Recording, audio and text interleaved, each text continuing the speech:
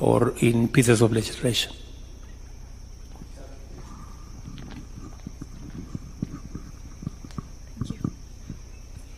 Hi, Mr. President. Thank you for having us. We understand that you've curbed public spending and increased taxes to pay off existing debt.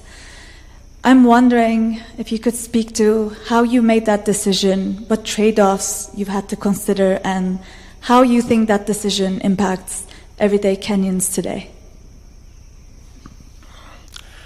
I think you have been talking to the opposition.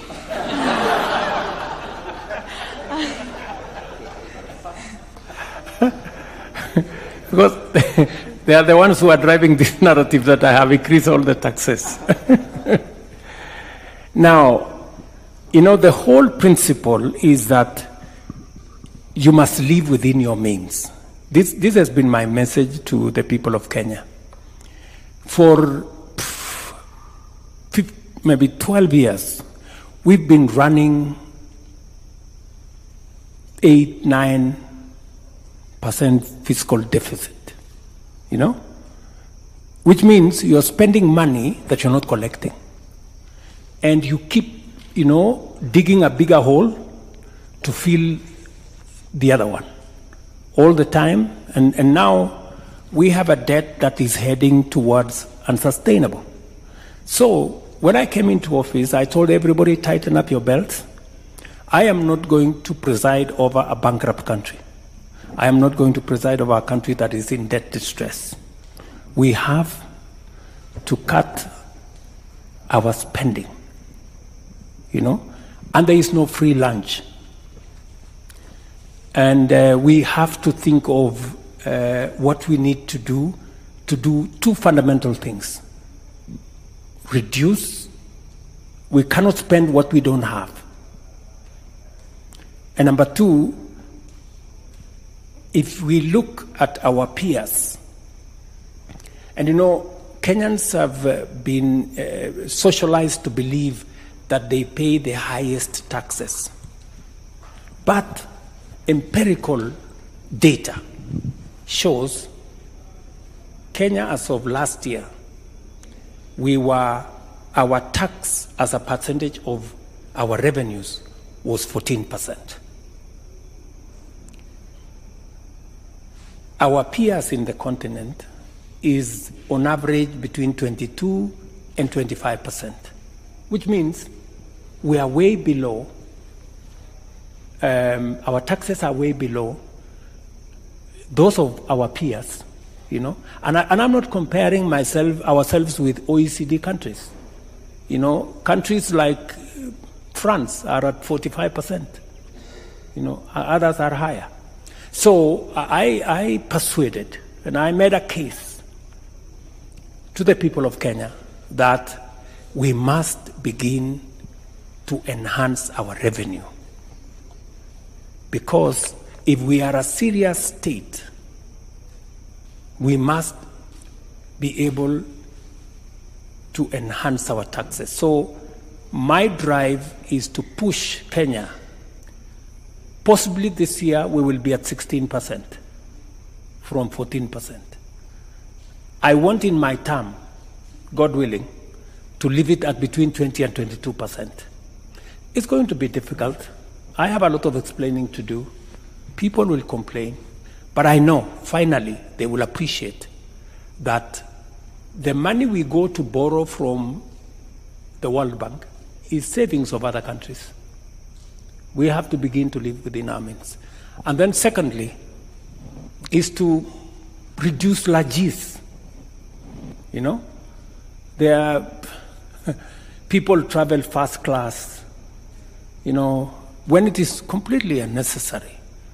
People do, you know, things that, and so when I called, by the way, I sat here with heads of ministries, departments, agencies, and I told them, look, from our data, we can do with 30% less of our recurrent expenditure. And you know what? Everybody has gone and cut their recurrent expenditure by 30%, and nobody is complaining. What does that tell you? That there was wastage. I mean, there was a place you could cut and still be able to manage to do things. So we are straightening up things. I am very proud of what we have managed to achieve. The one thing we have done is that we have pulled the country from the brink of debt distress. Our dollar, our exchange rate has stabilized. It had gone all the way to 167. It's come down to 130. Fuel had gone up, it's come down. Even today, fuel has been announced again to come down. Our exchange rates, our interest rates are coming down. We're stabilizing the economy because of the measures that I have taken. I took the decision, for example, that we cannot continue to subsidize consumption. When I came into office, we were subsidizing fuel.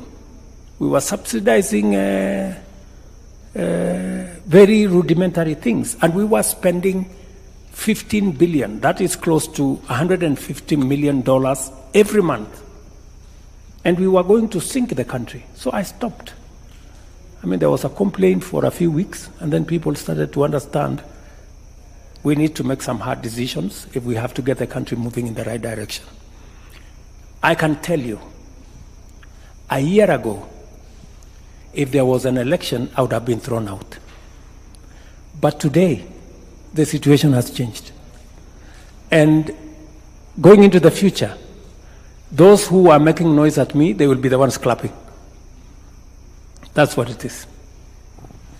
Mr. President, I can see the President of Nigeria is following your script. I can see the President of Nigeria is following your script. All the tough decisions, the removals of subsidies early on, so the matters are repaired before the next election. Mr. President, we've taken up a lot of your time, so we'll just round up with the last questions, Mr. President.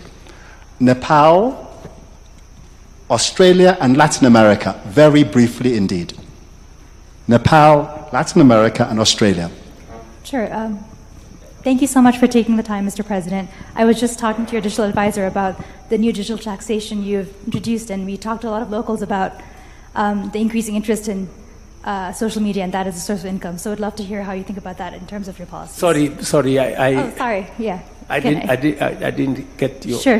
Let me repeat. I was just talking to your digital advisor about the new digital tax that's been introduced, as well as a lot of local Kenyans about how there's an increasing interest in using social media as a source of income. So we'd be curious as to how you think about that in terms of your government policies.